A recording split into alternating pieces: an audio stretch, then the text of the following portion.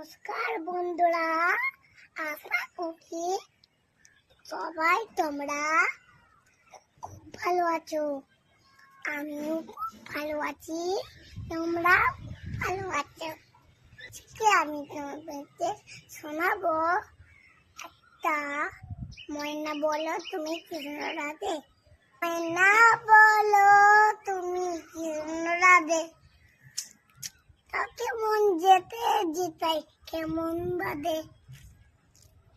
সয়না সয়না সয়না এত সাদা সয়না করেছে আমার রান্নাকে নোড়াই নড়ায় না।